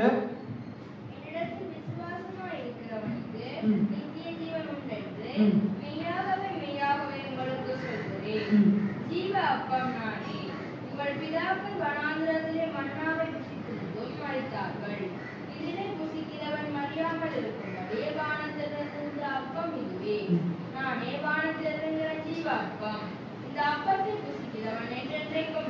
அப்படி 60வது வசனத்தை வாசிங்க. 60வது வசனம். அவருடைய சீஷர்கள் அநேகர் இவைகளை கேட்டபொழுது இது கடினமான உபதேசம், யாருக்கு கேட்பார்கள் என்றார்கள். பாருங்க, அங்க சீஷர்களே அலட்சியம் பண்றாங்க. இதெல்லாம் பிரசங்கத்தை, இப்படிப்பட்ட பிரசங்கத்தை எல்லாம் என்னால கேட்க இயலாது, இதெல்லாம் கடினமான உபதேசம், இதை நீங்க எங்களுக்கு சொல்லாதீங்க, யார் இதை கேட்பாங்கன்னு சொல்லி நினைச்சுட்டாங்க. ஆண்டவர் பேசுகிற அந்த வார்த்தைகளை, அந்த சத்தியத்தை அலட்சியம் பண்றாங்க. நிறைய பேர் அப்படித்தான் போதனைகளை அலட்சியம் பண்றாங்க. அதை என்ன செய்யறாங்க? வெறுக்கிறாங்க. என்ன பைபிள் என்ன சொல்லுது? வேதத்தின் மேல் பிரியமா இருந்து, இந்த வேதத்தில் இருக்கிற வாக்குத்தத்த தீர்க்க தரிசன வார்த்தைகள்ல பிரியமா இருந்தாதான் அதை கேட்க முடியும். நிறைய பேருக்கு வார்த்தைகள்ல பிரியமே இல்லை, வேத வசனத்துல பிரியமே இல்லை. அதனாலதான் பைபிள் எடுத்து படிக்கிறதும் கிடையாது, ஜெபிக்கிறதும் கிடையாது, பிரசங்கங்களை கேட்கிறதும் கிடையாது. சினிமா மோகம், மனமோகம், ஐஸ்வர்ய மயக்கம் இது இருக்கிறதுனாலதான் அதுக்கு நேரத்தை அதிகமா கொடுக்கிறாங்க. ஆனா இந்த பைபிள் என்ன சொல்றது? வேதத்தின் மேல பிரியம் உள்ளவர்களா இருக்கும். எத்தனை பேர் ஆமீன் சொல்றீங்க? அடுத்தது இந்த 61வது வசனத்தை வாசிங்க. இயேசு தமக்குள்ளே அறிந்து அவர்களை நோக்கி, இது உங்களுக்கு விரலாக இருக்கிறதோ? மனுஷகுமாரன் தான் முன்னிருந்த இடத்திற்கு போகிறதை நீங்கள் காண்பீர்களானால் எப்படி இருக்கும்? ஆவியோ உயிர்ப்பிக்கிறது, மாம்சமானது ஒன்றுக்கும் உதவாது. நான் உங்களுக்கு சொல்லுகிற வசனங்கள் ஆவியும் ஜீவனுமாய் இருக்கிறது. சொல்லப்படுது பாருங்க, ஆவியோ உயிர்ப்பிக்கிறது. எது ஆவி? தேவனுடைய வார்த்தையில ஆவி இருக்கு, தேவனுடைய ஜீவன் இருக்கு. அப்ப இந்த வார்த்தையை கேட்கும் போது என்ன நடக்குது? என்ன நடக்குதுன்னா, அந்த நீங்க கேட்கிற இந்த தேவனுடைய வார்த்தையில தேவனுடைய ஜீவன் இருக்கிறதுனால, இந்த தேவனுடைய ஜீவன் உங்களுடைய வாழ்க்கையில இருக்கிற செத்து போன, மரித்து போன நிலைமையில இருக்கிற ஒவ்வொரு பகுதிகளிலையும் அது ஒரு உயிர்ப்பிக்கிற வல்லமையை கட்டவிழ்க்கும். எத்தனை பேர் ஆமீன் சொல்றீங்க? உங்களுடைய பொருளாதாரத்துல என்ன அது ஒரு மரித்து போன நிலைமையில இருக்குமா இருந்தா, என்ன அது ஒரு பெருக்கம் இல்லாம இருக்குமா இருந்தா, இந்த வார்த்தையை நீங்க கேட்கும் போது, போதனையை நீங்க கேட்கும் போது, இந்த போதனை உடைய பொருளாதார வாழ்க்கைக்கு தேவையான ஜீவனை கொடுக்கும். எத்தனை பேர் ஆமீன் சொல்றீங்க? அதே போல உங்களுடைய சரீரத்துல பலவீனம் இருக்கும் போது, ஏன்னா உங்களுடைய சரீரத்துல செத்து அவயவங்கள் இருக்கும் போது, அதுல கேன்சர் கட்டியோ எப்படிப்பட்ட வியாதி இருந்தாலும், இந்த தேவனுடைய வார்த்தைக்குள்ள இருக்கிற ஜீவன் அது உடைய காதுகள் வழியாக உங்களுடைய இருதயத்துக்குள்ள போகும்போது, நல்ல நிலத்துல விதைக்கப்படும் போது, அது உங்களுடைய வாழ்க்கையில சரீரத்தில் இருக்கிற எல்லா காயங்களையும், எல்லா வியாதிகளையும், உலகத்தின் வைத்தியர்களினால குணமாக்க முடியாத காரியங்களை கூடி இந்த தேவனுடைய வார்த்தைக்குள்ள இருக்கிற ஜீவன் அது குணப்படுத்த வல்லமையில தான் இருக்கு. எத்தனை பேர் ஆமீன் சொல்றீங்க? இந்த இடத்துல யாராகிலும் வியாதியோடு இருப்பீங்களா இருந்தா, ஏன்னா இந்த வார்த்தைகளை அந்த வண்ணம் எடுத்துக் கொள்ளுங்க. இந்த வார்த்தை எனக்குள்ள சென்று என்னை ஆரோக்கியம் அடைய செய்யும், என்னை குணமடைய செய்யும். எத்தனை பேர் ஆமீன் சொல்றீங்க? இதே அறிக்கை செய்யுங்க, இதே நீங்க அறிக்கை செய்யுங்க, தேவனுக்குரிய பலனை உங்களுக்கு தருவார். அப்ப வசனம் என்ன செய்யுதான்? உயிர்ப்பிக்கதான். என்ன சொல்லுங்க? வசனம் உயிர்ப்பிக்கின்றது. என்ன அப்ப உங்களுடைய வாழ்க்கையில ஒவ்வொரு பகுதிகளிலையும் இந்த வார்த்தை அந்த பகுதியில் இருக்கிற குறைவிலிருந்து உங்களை வெளியே கொண்டு வரும். அதுக்கு அடுத்த வசனத்தை பாருங்க. ஆகிலும் உங்களில் விசுவாசியாதவர்கள் சிலர் உண்டு. இவ்வளத்தையும் சொல்லிட்டு சொல்றாரு, எனக்கும் தெரியும், எவ்வளவுதான் பிரசங்கம் பண்ணினாலும் சில பேருடைய காது கேட்காது, சில பேருடைய காது அது கேட்கவே கேட்காது. ஏன்னா சில பேருடைய கவனம் வேற எங்கேயும் தான் இருக்கும். சில பேருக்குள்ள வசனம் போகவே போகாது, சில பேருக்குள்ள போகும், ஆனா அது என்ன செய்யாது? ஆழமா வேறுன்றப்படாது. அது பைபிள்ல சொல்லுது, மார்க்கு 4ல சொல்லுது, 4 விதமான நிலத்தை குறித்து சொல்லுது. என்னென்ன நிலம்? வலியர்களான நிலம், கட்பாறையான நிலம், முள்ளுள்ள நிலம், நல்ல நிலம். இந்த இடத்துல இந்த 4 பேர் கூட்டத்தாரும் இருக்கிறாங்க. இதுல முக்காவாசி பேருக்குள்ள என்ன செய்ய போறது இல்ல. இப்ப 100 பேர் இருந்தா 75 பேருக்குள்ள இந்த காரியங்கள் போக போறதே இல்லை, பலனை பெற்றுக்கொள்ள போகிறதே இல்லை. ஆனா ஆண்டவர் யாருக்காக பேசுறாரு? இருக்கிற நல்ல நிலத்துக்காக பேசுறார். ஏன்னா ஆண்டவர் எல்லாருக்காக தான் பேசுறாரு. ஆனா நீங்க எடுத்துக்கொள்றத, வசனத்தை உள்வாங்குகிறத பொறுத்துதான் அதுக்குரிய பலன் இருக்குது. நீங்க உள்ள எடுத்துக்கொள்வீங்களா இருந்தா, நல்ல நிலமா இருப்பீங்களா இருந்தா, 30, 60, 100 நல்ல கனிகள் உடைய வாழ்க்கையில வெளியே வரும். எத்தனை பேர் ஆமீன் சொல்றீங்க? உடைய எல்லா பகுதிகளில் இருக்கிற குறைவுகளையும் ஆண்டவர் இந்த விடுதலையாக உங்களுக்கு நல்ல பலனை தருவார். எத்தனை பேர் ஆமீன் சொல்றீங்க? அப்ப அந்த இயேசுவே சொல்றாரு பாருங்க, உங்களில் விசுவாசியாதவர்கள் சிலர் உண்டு. விசுவாசியாதவர்கள் சிலர் உண்டு. அவங்க எவ்வளவு சொன்னாலும் எவ்வளவு பிரசங்கத்தை கேட்டாலும் விசுவாசிக்க போறதே கிடையாது. ஆனா அங்க ஆண்டவர் சொல்றாரு பாருங்க, விசுவாசியாதவர்கள் இன்னார் என்றும் தம்மை காட்டி கொடுப்பவன் இன்னார் என்றும் ஆதி முதலாக இயேசு அறிந்திருக்கிறபடியினால், அப்ப ஆதி முதலாக இயேசு அறிந்திருக்கிறாராம். என்ன தெரிஞ்சிருக்கிறாராம்? இந்த இடத்துல இருக்கிற யார் யாரு அவனுடைய வார்த்தையை கேட்டு அதை விசுவாசிப்பீங்க, அதற்குரிய பலனை பெற்றுக்கொண்டு நல்லா வாழ்வீங்க ஆண்டவருக்கு தெரியும். எனக்கு தெரியுமோ இல்லையோ, யாருக்கு தெரியும்? இயேசுவுக்கு தெரியும். இந்த இடத்துல இருக்கிற யாரு வார்த்தையை கவனமா கேட்கறீங்கன்னு எனக்கு தெரியாது. யாருடைய கவனம்? எல்லாரும் என்னையத்தான் பாக்குறீங்க, ஆனா எல்லாருடைய இருதயமும் இங்க இந்த வார்த்தையின் மேல் இருக்கான்னு எனக்கு தெரியாது. ஆனா இயேசுவுக்கு தெரியும். பைபிள் சொல்லுது ஆண்டவருக்கு தெரியும். உங்களுடைய இருதயத்தை ஆண்டவர் அறிஞ்சிருக்கிறார். மனுஷன் முகத்தை பார்க்கிறான். இன்னைக்கு நான் உங்களோட முகத்தை பார்க்கிறேன், எல்லாரோட கண்ணும் என்னைய தான் பார்க்குதுன்றதை நான் பார்க்கிறேன். என்ன? ஆனா ஆண்டவர் உள்ளத்தை பார்க்கிறார். அப்ப அவர் தான் சொல்றாரு, அவர் தான் இந்த வார்த்தை மூலமாவே சொல்றார், வினகாஸ் எல்லாரும் உங்க மூஞ்ச பார்க்கறாங்க, ஆனா எல்லாருடைய இருதயமும் இங்க இல்ல. அதை கவனமா அந்த வசனத்தின் மூலமா சொல்ற, அதை கவனமா அறிஞ்சு கொண்டு பிரசங்கம் பண்ணு, அதை கவனமா அறிஞ்சு கொண்டு பிரசங்கம் பண்ணு. ஆனா ஆண்டவர் இந்த இருதயமும் இங்க இருக்கிறவங்களை கர்த்தர் உயர்த்துகிறவரா இருக்கிறார். எத்தனை பேர் ஆமேன்னு சொல்றீங்க? ஒரு இருதயத்தின் காயங்களை அன்று ஆற்றுவார். வார்த்தைகளை கவனமா கேளுங்க. சரி, அப்ப அங்க என்ன சொல்றது பாருங்க, விசுவாசியாதவர்கள் சிலரும் உண்டு. அங்க சொல்றது தம்மை காட்டி கொடுக்கிறவனும் இங்க இருக்கிறார் என்று இயேசு அறிந்திருக்கிறபடினால். பாருங்க, இயேசுவை காட்டி கொடுக்கிறவனோடு ஒப்பிடுறாரு விசுவாசியாதவர்கள். இயேசுவை விசுவாசியாதவர்களை முன்ன சொல்றாரு, காட்டி கொடுக்கறதுக்கு முன்னுக்கு சொல்றாரு. ஏன்னா ஜூதாசை பத்தி எனக்கு தெரியும், ஜூதாசை விட கொடூரமானவங்களும் இங்க இருக்கிறாங்க. என் வார்த்தைகளை கேட்டும் என்ன நல்ல பிள்ளை மாதிரி நடிச்சும் ஆண்டுடைய வார்த்தையை கேட்கிற மாதிரி உள்டா போட்டா நடிக்கிறவங்க இந்த இடத்துல இருக்கிறாங்க. இந்த போதனையை கேட்கிற மாதிரி தூங்காத மாதிரி நடிக்கிறார்கள் நிறைய பேர் இருக்கிறாங்கன்றது ஆண்டவர் சொல்றார். என்ன அங்க சொல்லப்படுகிறது, இயேசு அறிந்திருக்கிறார். அப்ப அங்க சொல்றார், ஒருவன் என் பிதாவின் அருளை பெறாவிட்டால், அப்படின்ற கிருபையை, தேவனுடைய கிருபையை பெறாவிட்டால் என்னிடத்தில் வரமாட்டான் என்றும் இது நிமித்தமாக உங்களுக்கு சொன்னேன் என்றார். அது முதல் அவருடைய சீசரில் அநேகர் அவரோட கூட நடவாமல் பின்வாங்கி போனார்கள். பாருங்க என்ன செஞ்சுட்டாங்கன்னா பின்வாங்கி போயிட்டாங்களாம். ஏன்னா ஆண்டுடைய கிருபை இல்லை. ஆண்டுடைய கிருபை உங்களோடு இருக்குமா இருந்தா நீங்க பின்வாங்கி போக மாட்டீங்க. ஆண்டுடைய கிருபையை பெற்றவங்க, பிதாவினால் இழுத்து கொள்ளப்பட்டவங்க எந்த நிலைமையிலையும் ஆண்டவர் மறுதளிக்க மாட்டாங்க. ஆண்டவரை விட்டு பின்வாங்கி போக மாட்டாங்க. போதனையை கேட்கிறத நிறுத்த மாட்டாங்க.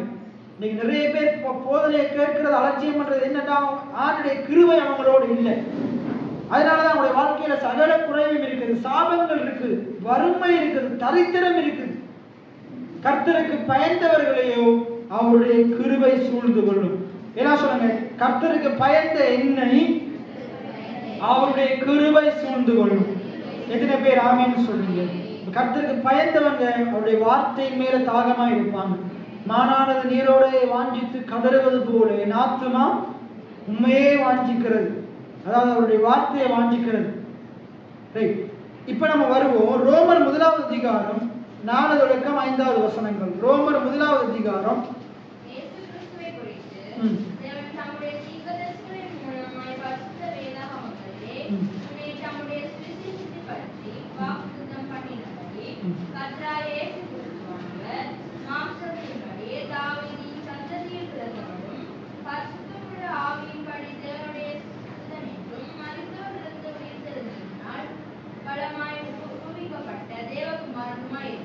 இன்றையிலிருந்து நாங்க பார்க்க போகிறோம். இவ்வளவு நேரம் நான் பண்ணது பிரசங்கம் இல்லை, இவ்வளவு நேரம் நான் பண்ணினது அறிமுகம்.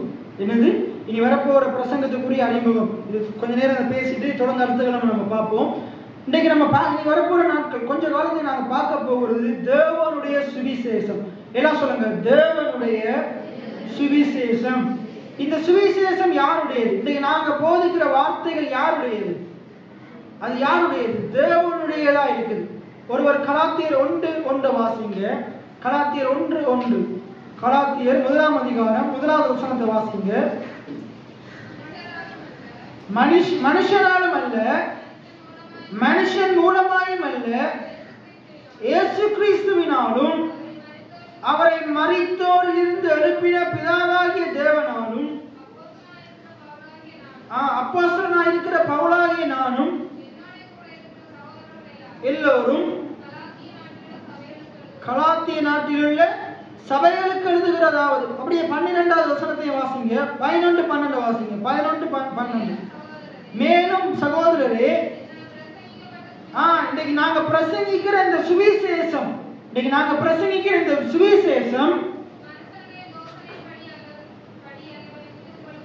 இது என்னுடைய யோசனையிலிருந்து வருகிறது அல்ல.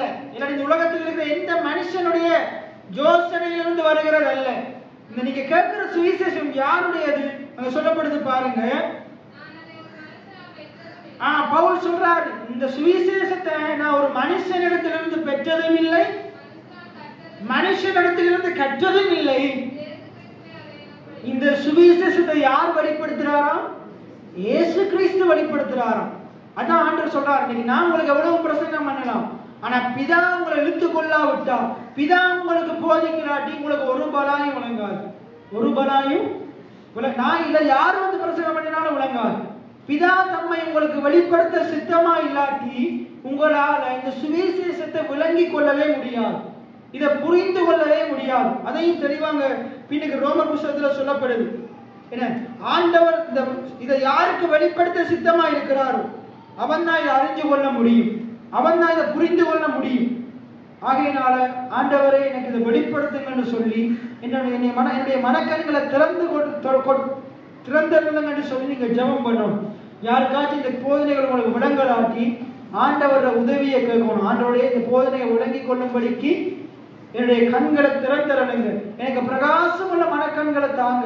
பரிசுத்த ஆவியானவரே, 2 கொரிந்தியர் 2:9 சொல்லுது. ஆவியானவர் என்ன செய்யறாராம்?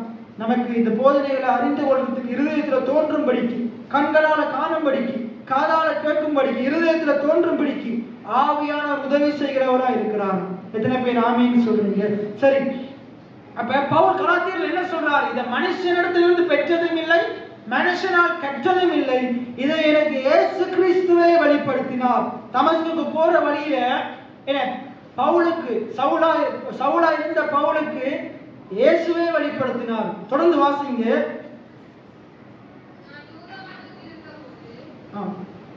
என்னுடைய நடக்கையை குறித்து கேள்விப்பட்டிருப்பீர்கள். அப்ப அவன் என்ன செய்தான்? சபையை துன்பப்படுத்துகிறவனா இருந்தான். ஆனா அவன் கேட்ட சுவிசேஷம் அவனை விடுவித்தது மட்டும் இல்லாம அவனை நல்ல விதத்துல ஒரு முன்னேற்றகரமான வாழ்க்கைக்கு நேராக நடத்தினர். நீங்க கேட்கிற சுவிசேஷம் உங்களுடைய வாழ்க்கையில் இருக்கிற எல்லா குறைவுகள் இருந்தும், பாவத்தில் இருந்தும், அதன் விளைவாக வந்த சாபத்தில் இருந்தும் உங்களை விடுவிக்கிறது மட்டும் இல்லாம இந்த சுவிசேஷம் உங்களை உயர்ந்த இடத்துல கொண்டு போய் விடுகிறதா இருக்குது. எத்தனை பேர் ஆமீன் சொல்றீங்க? இப்ப நம்ம திருப்பி ரோமருக்கு வருவோம். இந்த ரோமர் புஸ்தகத்துல முதலாம் அதிகாரத்துல 1ஆம் வசனத்திலிருந்து நம்ம வாசிக்கும் போது, இயேசு கிறிஸ்துவின் ஊழியக்காரனும் அப்போஸ்தலன் ஆகும்படிக்கு அழைக்கப்பட்டவனும் தேவனுடைய சுவிசேஷத்திற்காக பிரித்தெடுக்கப்பட்டவனும். பவுல் யாராம்? தேவனுடைய சுவிசேஷத்திற்காக பிரித்தெடுக்கப்பட்டவன். தேவனுடைய சுவிசேஷத்தை யார் கொடுக்கிறான்? பவுலுக்கு யார் கொடுத்தது? இயேசு கிறிஸ்து தான் கொடுத்தார். இன்னைக்கு எனக்கு யார் கொடுத்தார்? இயேசு தான் கொடுத்தார். உங்களுக்கு யார் கொடுத்தார்? நான் கொடுக்கல, ஆண்டவர் வெளிப்படுத்துறார். எத்தனை பேர் ஆமீன் சொல்றீங்க? ஆண்டவர் வெளிப்படுத்துறார். ஆண்டவர் உங்களுக்கு புரிந்து கொள்றதுக்கு உதவி செய்கிறார். தொடர்ந்து வாசிங்க. அங்க சொல்லப்படுது பாருங்க, 3வது வசனம். நம்முடைய பிதாவாகிய தேவனாலும் கர்த்தராகிய இயேசு கிறிஸ்துவினாலும் உங்களுக்கு கிருபையும் சமாதானமும் உண்டாவதாக. இப்ப இன்னைக்கு நம்ம பார்க்கிறது என்னன்னா, நம்ம இனி வரப்போற நாட்களை பார்க்க போகிறது என்னன்னா, தேவனுடைய சுவிசேஷம். இல்லாட்டி இதை எப்படி சொல்லலாம்னா, கிருபையின் சுவிசேஷம். எல்லாம் சொல்லுங்க, தேவனுடைய சுவிசேஷம், கிருபையின் சுவிசேஷம். போன தினமும் நான் உங்களுக்கு தெளிவா சொன்னேன். கிருபை என்றா என்ன? அது தேவனுடைய செயல். கிருபை என்றா என்ன? தேவனுடைய செயல். நம்ம செய்யறது இல்லை, அது கிரியை. தேவனுடைய கிரியையை சொல்றதுதான் கிருபை. ஒரு பிள்ளை இப்ப இந்த இடத்துல இருக்கிற சந்தோஷ் வேலைக்கு போய் உழைச்சி அவர் செய்யறதுதான் கிரியை. அவரை உழைச்சி அவரை படிச்சாருன்னா அது என்னது? கிரியை. ஆனா அப்பா உழைக்கிறாரு, அப்பா உழைப்பிலிருந்து வருகிற பணத்தில் அவர் படிக்கிறாரு, அதுதான் என்னது? கிருபை. இன்னைக்கு நம்ம இந்த உலகத்துல வாழ்வது தேவனுடைய கிருபையினால, நம்ம உழைக்கிறதும் தேவனுடைய கிருபையினால. நம்ம ஜீவிப்பதும் தேவனுடைய கிருபையினால். எத்தனை பேர் விசுவாசிக்கிறீங்க? அப்ப இந்த சத்தியத்தை அறிந்து கொள்ளும், நான் வாழ்வது உம்முடைய கிருபையினால். எத்தனை பேர் ஆமென் சொல்றீங்க? அப்ப இந்த தேவனுடைய சுவிசேஷத்தை நம்ம இப்படி சொல்லலாம். எப்படி சொல்லலாம்? கிருபையின் சுவிசேஷம். என்ன சொல்லுங்க? கிருபையின் சுவிசேஷம். சரி, இப்ப பாருங்க, நான் சொல்றது 5வது வசனத்தை வாசிங்க. 4வது வசனம், சாரி 4வது வசனம்.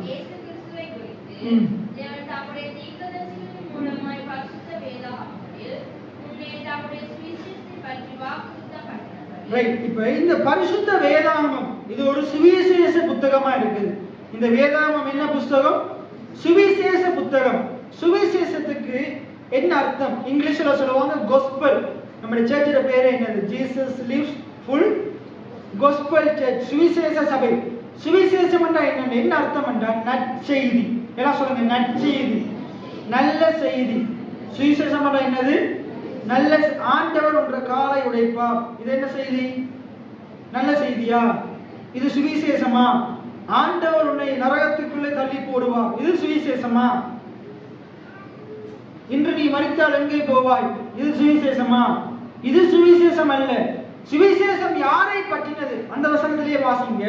சுவிசேஷம் யாரை பற்றினது? சொல்லுங்க பாப்போம். இந்த வசனத்தை படிச்சு சொல்லுங்க. சுவிசேஷம் என்பது யாரை பற்றினது? இயேசுவை பற்றினது. எல்லாம் சொல்லுங்க, இயேசுவை பற்றினது. எத்தனை பேர் ஆமென் சொல்றீங்க? சுவிசேஷம் என்கிறது மதத்தை பற்றினது அல்ல, ஏதோ ஒரு உலக மனுஷனை பற்றினது அல்ல. என்ன? சுவிசேஷம் என்பது ஏதோ ஒரு இடத்தை பற்றினது அல்ல. சுவிசேஷம் என்பது இயேசுவை பற்றினது, ராஜ்யத்தை பற்றினது, ராஜாவை பற்றினது, ராஜாவின் ஆளுகையை பற்றினது. எத்தனை பேர் ஆமென் சொல்றீங்க? அப்ப சுவிசேஷம் என்பது எல்லாம் சொல்லுங்க, இயேசுவை பற்றினது. அப்ப சுவிசேஷத்தை ஒருத்தர் அறிவிக்கிறாரா இருந்தா அவர் எதை பத்தி பேசணும்? இயேசுவை பத்தி பேசணும். நீங்க கேட்கிற சுவிசேஷம் சரியான எப்படி வேதத்தின் மூலமா பார்க்கிறது? ஒருவர் உங்களுக்கு போதிக்கிறவர் இயேசுவை பற்றி பேசினா அது சரியான சுவிசேஷம். அவருடைய செயலை பற்றி பேசினா, நான் அங்க போன இத்தனை பேர் மேல கையை வச்சேன், பேய் ஓடிச்சு, அது ஓடிச்சு, இது ஓடிச்சு, இது சுவிசேஷமா? இது சுவிசேஷம் இல்ல. இயேசுவை பத்தி போதிக்கிறதா சுவிசேஷம். இன்னைக்கு நிறைய பேர் நான் சுவிசேஷம் சொல்ல போறேன்னு சொல்லிட்டு அவங்கள பத்தி தான் பேசிட்டு இருப்பாங்க. என்ன, நான் இந்த குடும்பத்துல பிறந்தேன், நான் இப்படி கஷ்டப்பட்டு இருந்தேன், நான் ஜெபிச்சேன், நான் 40 நாள் உபவாசம் இருந்தேன், நான் வெள்ளை உடுப்பு போட்டேன், நான் இருந்த நகையெல்லாம் கலட்டினேன். முழுக்க யாருடைய செயல்? அவங்களுடைய செயல். அது சுவிசேஷம் அல்ல. நான் வாழ்ந்து கொண்டிருந்த அடுக்கான வாழ்க்கை. இயேசுவை தேடி வந்தார், இயேசுவை அழைத்தார், அவர் என்னை நீதிமானாக்கினார், அவர் என்ற பாவத்தை மன்னித்தார், அவர் என்னுடைய இரத்தத்தினால் என்னை சுத்திகரித்தார் என்று சொன்னார். நான் ஒன்றுமே செய்ய, எல்லாம் எனக்காக அவர் தான் செய்து முடித்தார். அந்த ஆண்டவரை நீ விசுவாசிச்சா அவர் உனக்காக எல்லாவற்றையும் செய்ய ஆயத்தமா இருக்கிறார். உன்னுடைய வாழ்க்கையை மாற்ற ஆயத்தமா இருக்கிறார். இதுதான் சுவிசேஷம். மாறாக நீ போயிட்டு என்ன செய்? நான் 40 நாள் உபவாசம் இருந்தேன், நீ 40 நாள் முழங்கால இரு, உப்பை போட்டு உப்புக்கு மேல இரு. என்ன இப்படி சொல்றது சுவிசேஷம் இல்ல. நீ ஒழுங்கா என்ன செய்? சர்ச்சுக்கு வா, அதுக்கப்புறம் ஆண்டவர் உன்னை மாற்றுவார். இல்ல இல்ல, ஆண்டவர் உன்னை மாற்ற ஆயத்தமா இருக்கிறார். ஆண்டவர் உன்னை நேசிக்கிறார். எத்தனை பேர் ஆமென் சொல்றீங்க? சரியான சுவிசேஷத்தை நாங்கள் அறிந்து கொள்ளணும். அப்ப இங்க சொல்லுது பாருங்க, சுவிசேஷம் யாரை பற்றினது? இயேசு கிறிஸ்துவை பற்றினது. சுவிசேஷத்தை ஆண்டவர் இன்றைக்கு கொடுக்கல. ஆண்டவர் ஆரம்பத்திலேயே என்ன செய்தார்? வாக்கு பண்ணிட்டார். இயேசுவை பற்றின இந்த சுவிசேஷத்தை ஆதியாகமத்திலே ஆண்டவர் வாக்கு பண்ணிட்டார். பைபிள்ல இருக்கிற முதலாவது சுவிசேஷம் என்னது? ஆதியாகமம் 3:15. எல்லாரும் திருப்பிக் கொள்ளுங்க. ஆதியாகமம் 3:15. ஆதியாகமம் 3:15. உன் விஸ்திரிக்கும் உன் வித்துக்கும் அவள் வித்துக்கும் பகையை உண்டாக்குவேன், அவர் தலையை நசுக்குவார், நீ அவர் குதிங்காலை. அப்ப வேதத்துல இருக்கிற முதல் சுவிசேஷ வார்த்தையே இதுதான். இயேசு பிசாசின் தலையை நசுக்குவார். அது சுவிசேஷமாக, வாக்குத்தத்தமாக, தீர்க்க தரிசனமாக ஆண்டவர் ஏற்கனவே எழுதி வைத்திருக்கிறார். தீர்க்கதரிசி மோசே என்கிற தீர்க்கதரிசி மூலமா எழுதி வைத்திருக்கிறார். இன்னைக்கு பாவத்துல என்ன, தேவன் ஒரு அழகான உலகத்தை உண்டாக்கினார். உலகத்துல மனுஷனுக்கு தேவையான எல்லாவற்றையும் மனுஷனை உண்டாக்குறதுக்கு முன்னே உண்டாக்கினார். மனுஷனுக்கு ஒரு ஏற்ற துணையை உண்டாக்கினார், பிள்ளைகளை உண்டாக்கினார், எல்லா நல்ல காரியங்களையும் தேவன் உண்டாக்கினார். ஆனா அந்த நல்ல உலகத்துக்குள்ள, அந்த நல்ல குடும்பத்துக்குள்ள, தேவனால் உண்டாக்கப்பட்ட அந்த நல்ல உலகத்துக்குள்ள என்ன சர்ப்பத்தின் தந்திரத்தை பயன்படுத்தி, சர்ப்பத்தின் தந்திரத்தை பயன்படுத்தி அந்த ஸ்திரிய சர்ப்பத்தின் மூலமாக வஞ்சித்து பிசாசு பாவத்தை உலகத்துக்கு கொண்டு வந்தான். பாவத்தின் விளைவாக சாபம், குறைவு, வறுமை, வியாதி, வேதனை, பலவீனம், கண்ணீர், வியர்வை, இது எல்லாவற்றையும் பிசாசு தீங்குகளையும் கொண்டு வந்தான். எல்லா சாபத்தையும் பிசாசு கொண்டு வந்தான். ஆனா தேவன் என்ன செய்தார்? விழுந்து போன மனுஷனை பாவத்திலிருந்து மீட்டெடுக்கும்படியாக தம்முடைய குமாரன் அந்த உலகத்துக்கு அனுப்பினார். இதான் சுவிசேஷமா இருக்குது. பாவத்துக்கும் சாபத்துக்கும் அடிமையா இருக்கிற மனுஷனுக்கு வாழ்க்கையில ஒரு மீட்பு உண்டாகும்படிக்கு, விடுதலை உண்டாகும்படிக்கு இயேசு சொல்றாரு லூக்கா 4:17, கர்த்தருடைய ஆவியானவர் என்மேல் இருக்கிறார், தரித்திரருக்கு சுவிசேஷத்தை அறிவிக்கும்படிக்கு என்னை அபிஷேகம் பண்ணினார். கட்டுண்டவர்களை விடுதலையாக்கவும், நொறுங்குண்டவர்களை இருதயத்தில் கட்டுண்டவர்களை விடுதலையாக்க, சிறைப்பட்டவர்களை விடுதலையாக்க என்னை இந்த உலகத்துக்கு அனுப்பினார் என்று சொல்றார். பாவிகளை ரட்சிக்கவே மனுஷகுமார் இந்த உலகத்துக்கு வந்தார். எத்தனை பேர் ஆமேன்னு சொல்றீங்க? மனுஷன் இழந்து போனதை மீட்டு கொடுக்கவே இந்த உலகத்துக்கு இயேசு வந்தார். அந்த இயேசுவை பற்றினதான செய்தி தான் நற்செய்தியா இருக்குது. அதுதான் சுவிசேஷமா இருக்குது. இன்னைக்கு நம்ம இந்த கிழமையிலிருந்து இனி வரப்போற கிழமைகள்ல பார்க்க போகிறோம். செவ்வாய்க்கிழமையிலே நான் தொடர்ந்து அதை தான் போதிக்கிறேன். வேலைக்கு போயிட்டு நேரம் இருக்கிறவங்க என்ன செய்யுங்க, 6 மணிக்கு துவங்குவோம், 6:30 வார்த்தை துவங்கும். பைபிள் 6:30 7:30 வரைக்கும் பிரசங்கம், பைபிளை நாங்கள் வேதத்தை கற்றுக் கொடுப்போம். ஒருவேளை நீங்கள் வேலைக்கு போயிட்டு வந்து லேட்டானாலும் பரவாயில்ல, சரி அந்த 6:30 சரி வந்து வார்த்தையை கேட்டுட்டு போங்க. அது உங்களுக்கு மிகுந்த பிரயோஜனம் உள்ளதா இருக்கும். ஏன்னா நேரம் இருந்து சாக்கு போக சொல்லி கொண்டிருக்க வேணும். சரி, அப்ப கொஞ்ச நேரம் பார்த்துட்டு நாங்கள் முடிப்போம். அப்ப சுவிசேஷம் என்பது என்னது? நல்ல செய்தி. எல்லாம் சொல்லுங்க, நல்ல செய்தி. சுவிசேஷம் யாரை பற்றின நல்ல செய்தி? இயேசுவை பற்றின நல்ல செய்தி. எல்லாம் சொல்லுங்க, இயேசுவை பற்றின நல்ல செய்தி. அப்ப சுவிசேஷம் ஒருத்தர் அறிவிக்கிறான்னு சொல்லி சுவிசேஷத்தை அறிவிச்சா அவர் யாரை பத்தி அறிவிக்கணும்? இயேசுவை பத்தி அறிவிக்கணும். இயேசுவை பத்தி என்ன அறிவிக்கணும்? அவருடைய பிறப்பு முதல் அவர் பரம்பரை போயிட்டு திருப்பி வரப்போகிற வரைக்கும் அறிவிக்கணும். அதான் முழுமையான சுவிசேஷம். நம்ம சேர்ச்சில பேர் என்ன வச்சிருக்கிறோம்? இயேசு ஜீவிக்கிறார் பூரண சுவிசேஷ சபை, ஃபுல் காஸ்பல் சர்ச். அப்ப பூரண சுவிசேஷம் என்பது என்னது? இயேசு ஆதி முதல் இருந்தது முதல் என்ன இனி வரப்போற நாட்கள்ல உங்களையும் என்னையும் தம்மோடு சேர்த்து கொள்ளும்படிக்கு அழைத்து கொண்டு போகிற வரைக்கும் முழுமையான செய்தி தான் என்னது? சுவிசேஷமா இருக்குது. இயேசு எனக்காக பாடுபட்டார், மரித்தார், அடக்கம் பண்ணப்பட்டார், உயிர் தெழுந்தார். எனக்காக பாடுபட்டார். எல்லாம் சொல்லுங்க, எனக்காக பாடுபட்டார், உனக்காக பாடுபட்டார், எனக்காக மரித்தார். எல்லாம் சொல்லுங்க, எனக்காக மரித்தார், எனக்காக அடக்கம் பண்ணப்பட்டார், எனக்காக உயிரோடு எழுந்தார், எனக்காக பிதாவின் வலது பரிசத்துல பரிந்து பேசுகிறார், எனக்காக வரப்போகிறார். எத்தனை பேர் ஆமீன் சொல்றீங்க? இதுதான் பூரண சுவிசேஷமா இருக்கு. இதை பத்தி தான் நம்ம எதிர்காலத்துல நம்ம ஒவ்வொரு ஞாயிற்றுக்கிழமையும் நம்ம செவ்வாய்க்கிழமையும் நம்ம பார்க்க போகிறோம். ரைட்? அப்ப இதுதான் கிருபையின் சுவிசேஷம். இயேசுவை பற்றினதான் கிருபையின் சுவிசேஷம். தேவனை பற்றினதான் கிருபையின் சுவிசேஷம். நம்ம இதுக்கு முதல் பார்த்தோம்.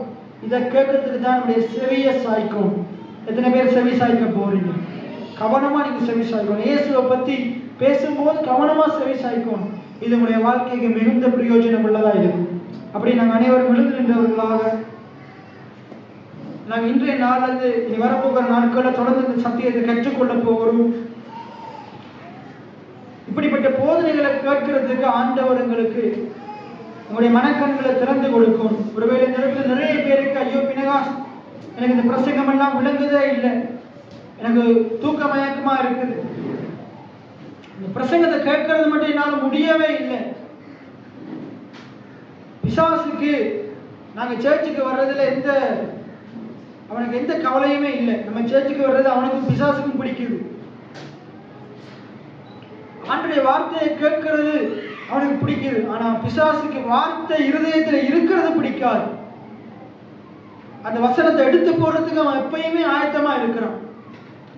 ஆகையினால தேவன் என்னத்தை விரும்புகிறார் என்றால் ஒவ்வொரு விசுவாசிகளுடைய இருதயத்திலையும் அவர்கள் கேட்ட வார்த்தை நாட்டப்பட வேண்டும்.